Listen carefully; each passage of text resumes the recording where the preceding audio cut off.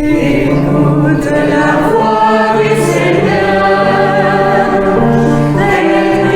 de ton cœur, qui que tu sois, ton Dieu t'appelle, qui que tu sois, il est ton Père, toi qui aimes la vie, oh, toi qui veux le bonheur, les bons fidèles ouvriers de sa douce volonté. Les bons fidèles ouvriers de l'évangile et de sa paix. Écoute la voix du Seigneur, prête l'oreille de ton cœur. Tu entendras que Dieu fait grâce, tu entendras l'Esprit d'audace, toi qui aimes la vie, oh, toi qui veux le bonheur. Les bons fidèles ouvriers de sa très douce volonté. Les bons fidèles ouvriers de l'évangile et de sa paix. Au nom du Père et du Fils et du Saint-Esprit, le Seigneur soit avec vous. Bonjour à tous, frères et sœurs. Aujourd'hui, en ce 5e dimanche ordinaire de l'année liturgique, nous sommes invités par Seigneur lui offrir nos souffrances humaines, physiques, morales, affectives, spirituelles, psychologiques et existentielles. Jésus n'a cessé de guérir les corps et les âmes. Il vient aujourd'hui à notre rencontre pour nous libérer de toutes nos fièvres. Et au début de cette célébration, préparons-nous à accueillir sa parole et souvenons-nous aussi que le Seigneur nous accueille et nous pardonne avec bonté.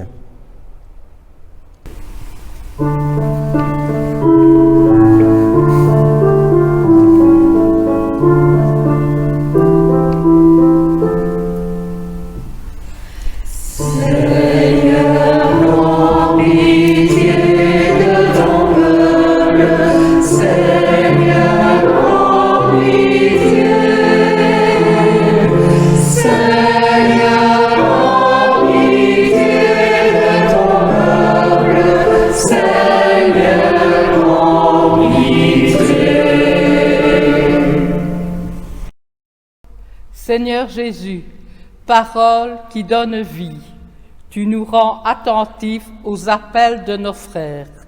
Prends pitié de nous. Ô Christ, prophète du Très-Haut et Verbe fait chair, tu ne cesses de purifier nos cœurs. Prends pitié de nous. Seigneur, vainqueur du mal et de la mort, tu nous aides à vivre en ressuscité, prends pitié de nous. Prends pitié de nous. Seigneur, prends pitié de ton peuple.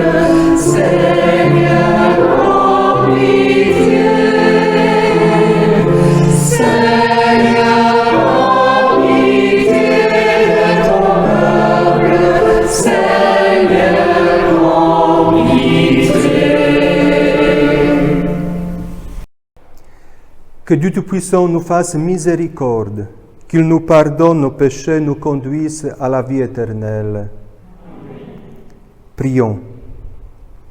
Dans ton amour inlassable, Seigneur, tu as porté nos souffrances et nos douleurs. Garde-nous sous ta constante protection, par Jésus-Christ notre Seigneur, qui règne pour les siècles des siècles. Dans quelques instants, nous allons écouter un extrait du livre de Job. Job souffre. Sa douleur physique et mentale fait paraître sans fin ses jours et ses nuits. Pourtant, il trouve que le temps passe trop vite. Au bout d'un moment, Job finit par s'adresser directement à Dieu. L'homme dont la vie n'est qu'un souffle mérite-t-il cette vie de souffrance?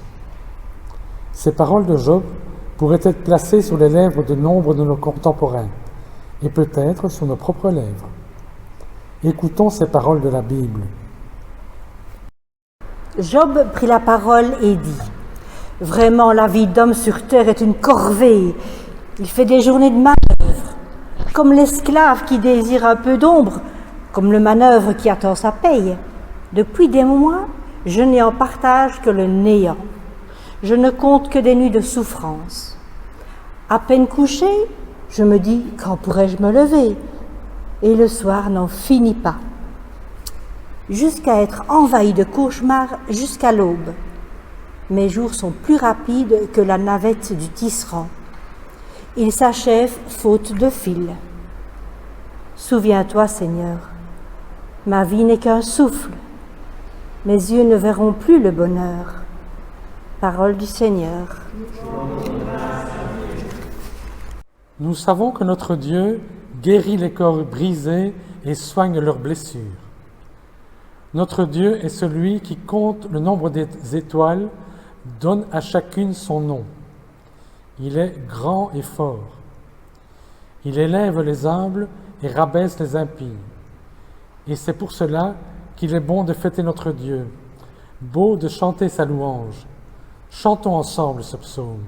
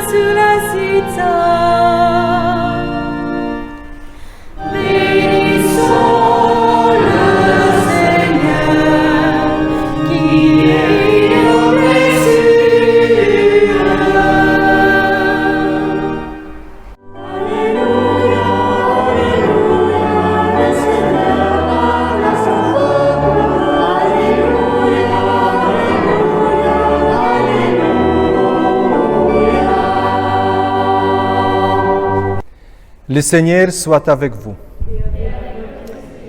Évangile de Jésus-Christ selon saint Marc. En ce temps-là, aussitôt sorti de la synagogue de Capharnaüm, Jésus et ses disciples allèrent avec Jacques et Jean dans la maison de Simon et d'André. Or la belle-mère de Simon était au lit. Elle avait de la fièvre. Aussitôt on parla à Jésus de la malade. Jésus s'approcha, la saisit par la main et la fit lever. La fièvre la quitta et elle les servait. Le soir venu, après le coucher du soleil, on lui amenait tout ce qui était atteint d'un mal ou possédé par des démons. La ville entière s'est pressée à la porte. Il guérit beaucoup de gens atteints de toutes sortes de maladies et il expulsa beaucoup de démons. Il empêchait les démons de parler parce qu'ils savaient, eux, qui il était. Le lendemain, Jésus se leva. Bien avant l'aube, il sortit et se rendit dans un endroit désert. Et là, il priait. Simon et ceux qui étaient avec lui partirent à sa recherche.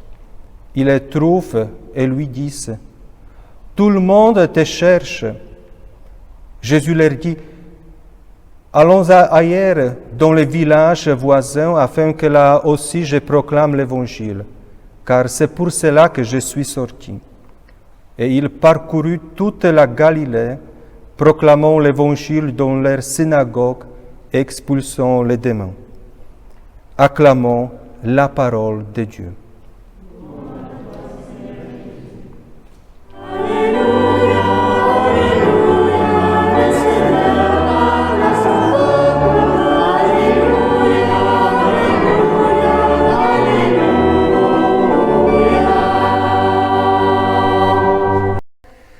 Mes amis, dans la première lecture, nous avons entendu Job crier à Dieu, que sa vie n'est que galère.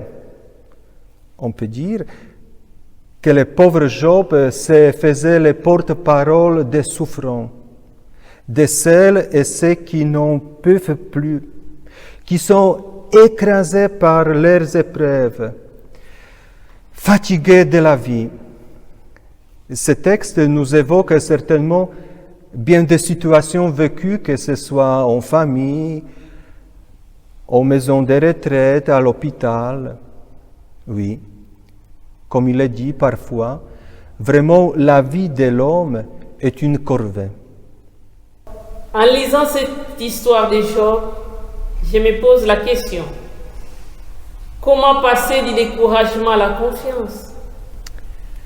Et c'est une bonne question. Comment passer du découragement à la confiance? Il me semble que nous avons reçu la réponse à cette question dans l'Évangile. Ah oui? Où ça? Je ne vois pas. Mes amis, dis-moi, que fait Jésus dans l'Évangile de Marc en arrivant dans la maison de Simon et d'André? Il guérit la belle-mère de Simon. Il s'approche, la saisit par la main et la fait lever.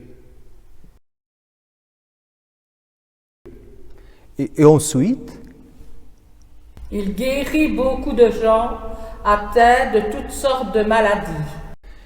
et après, Il part dans le désert et là, il se mit à prier. et voilà, vous avez bien trouvé les mots, les actions qui font la réponse à votre question. Comment passer du découragement à la confiance? Mes amis, devant les malades, Jésus ne s'en tire pas avec quelques paroles, quelques mots de consolation. Il guérit. Que ce soit la belle-mère de Pierre ou tous les malades qui se pressent à la porte. Pour Jésus, guérir n'est pas un miracle, c'est le signe concret, très présent de l'amour de Dieu. C'est prendre le soin. Il faut se dire que quand l'homme souffre, Dieu a mal. Il veut chaque fois manifester son humanité. Un simple geste de la main de Jésus suffit pour remettre debout. Ce geste est plus parlant que les mots. Mes amis, quand Jésus prend soin, il restaure les personnes dans le corps, dans leur cœur, dans leur fonction sociale.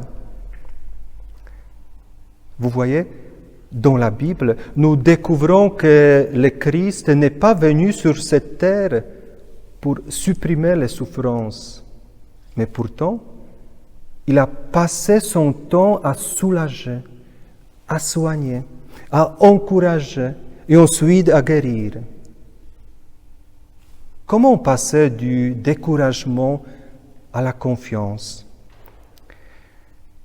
Simplement, laissons Jésus venir à nous. Laissons-le nous toucher par les sacrements, par sa parole, par les personnes qu'il envoie vers nous. Mes amis, restons ouverts à Jésus et soyons les outils qui lui permettront de guérir les hommes de cette terre dans leur humanité. En t'écoutant, je me pose la question, et pour moi, quel a été le geste, le regard qui a pu me rendre confiance? Lequel de mes gestes a permis à quelqu'un autour de moi de se remettre debout et de recommencer à goûter à la vie?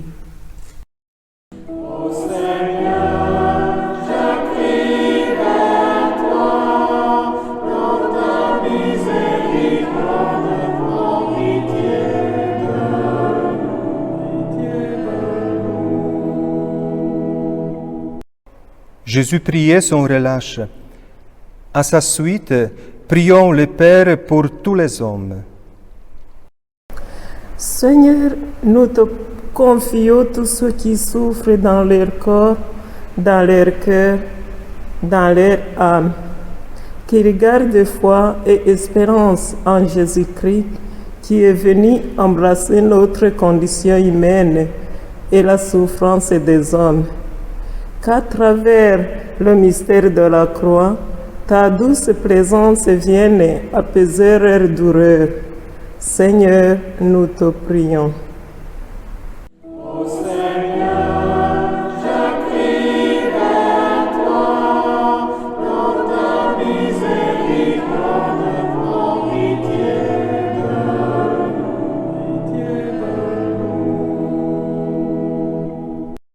Pour les hommes, femmes et enfants de notre communauté Saint-Martin et du monde entier qui traversent l'épreuve de la maladie, donne-leur, Seigneur, de garder force et patience pour la combattre, mais aussi espoir et foi pour continuer à accueillir la joie de la vie. Seigneur, nous te prions.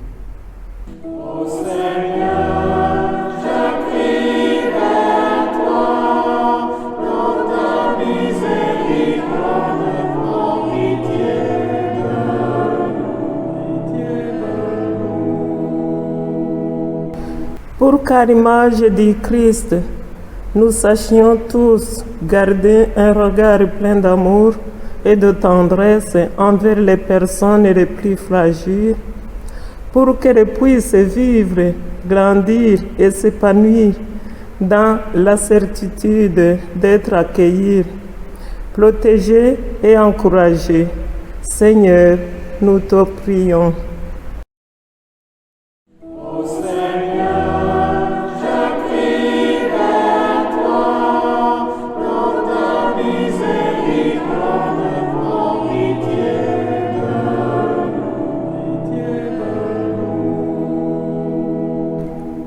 Seigneur Jésus, tu es présent au milieu de nous quand nous sommes rassemblés à ton nom. Écoutez nos prières. Aide-nous à réaliser ce que nous te demandons, toi sauveur de tous les hommes. Nous te prions.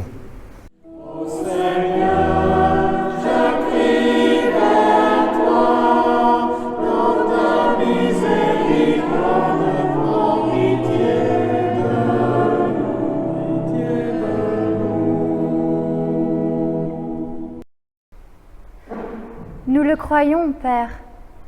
Malgré ses peines et ses douleurs, ses deuils et ses chagrins, notre vie reste porteuse d'une promesse de bonheur, de la promesse d'une joie que nul ne pourra nous prendre.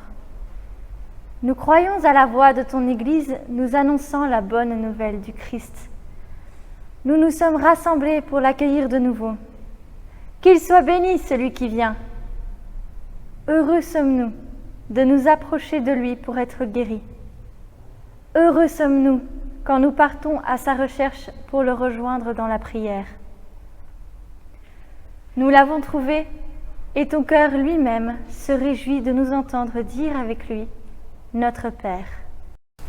Notre Père, qui es aux cieux, que ton nom soit sanctifié, que ton règne vienne, que ta volonté soit faite sur la terre comme au ciel. Donne-nous aujourd'hui notre pain de ce jour. Pardonne-nous nos offenses, comme nous pardonnons aussi à ceux qui nous ont offensés. Et ne nous laisse pas entrer en tentation, mais délivre-nous du mal. Délivre-nous, Seigneur, du mal qui atteint nos âmes et nos corps. Apaise la souffrance de nos frères accablés. Donne-nous ta paix par ta miséricorde.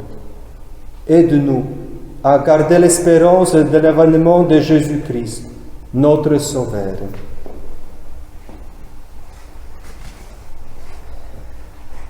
Seigneur Jésus, par ta mort et ta résurrection, tu as donné la paix au monde.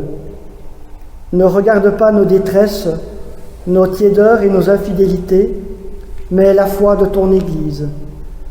Donne-lui toujours cette paix et conduis-la vers l'unité parfaite, toi qui vis et règnes pour les siècles des siècles. Amen.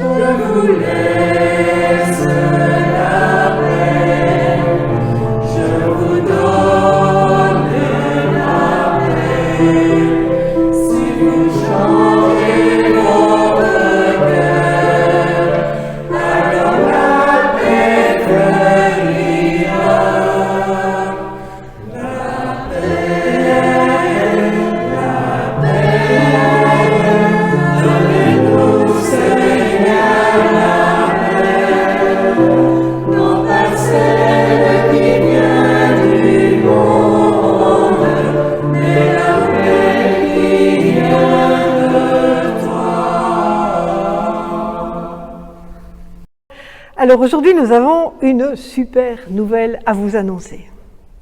Après avoir été privés de l'Eucharistie, nous allons pouvoir recommencer à célébrer en unité pastorale, et ce dès le mercredi des Cendres. Et le mercredi des Cendres, c'est le 17 février. Alors je vous communique ici les horaires pour le mercredi des Cendres. Donc le 17 février, il y aura une célébration à Saint-Martin à 17h. Il y aura une célébration à Sainte-Julienne à 18h. Il y aura une célébration à Sainte-Marguerite à 18h.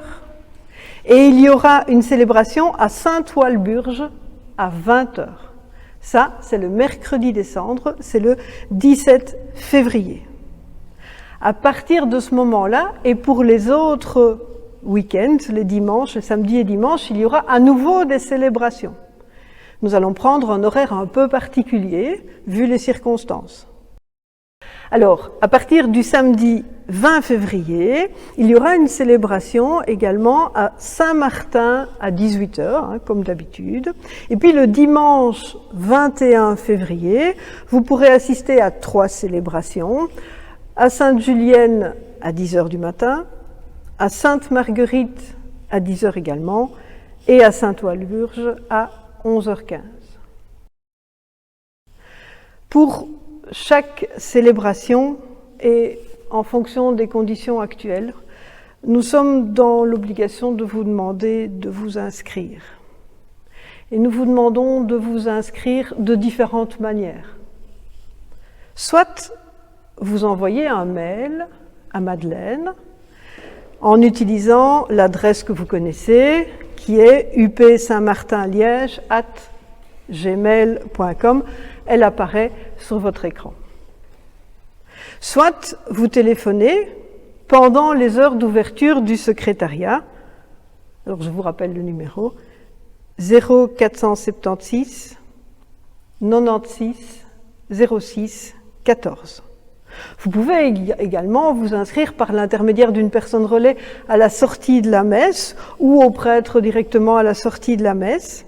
Et il y aura également une possibilité de s'inscrire via un formulaire sur le site internet upsaintmartin.be.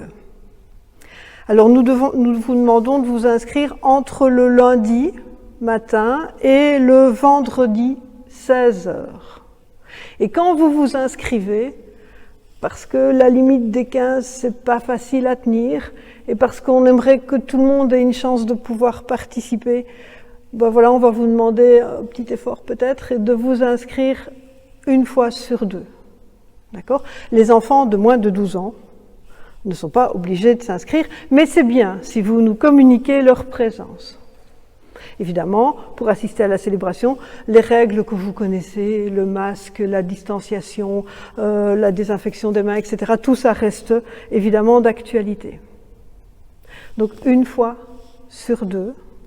Au moment où vous allez vous inscrire, par contre, ce qui serait peut-être intéressant, c'est que si vous souhaitez participer plus souvent, toutes les semaines, par exemple, que vous êtes prêt à vivre ce moment toutes les semaines, dites-le simplement. Et si d'aventure une place se libère, alors le secrétariat vous recontactera et vous proposera alors une place dans une des célébrations proposées. J'ai une deuxième bonne nouvelle.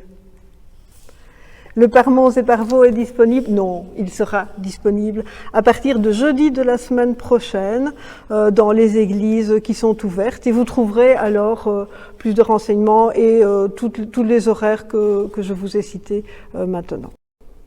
Voilà, donc tout ceci commence le mercredi des Cendres et pour tous les dimanches et tous les week-ends de Carême. Merci et avec plaisir nous allons nous retrouver pour l'Eucharistie. Prions. Nous te rendons grâce, Père du ciel, pour ton Fils Jésus venu nous sauver. Fais de nous des serviteurs de ta parole capables de foi et d'espérance dans les épreuves, de courage et de confiance devant la souffrance, d'amour fraternel à toute détresse, maintenant et pour les siècles des siècles.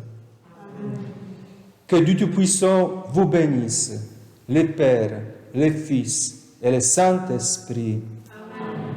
Allez dans la paix du Christ. Amen.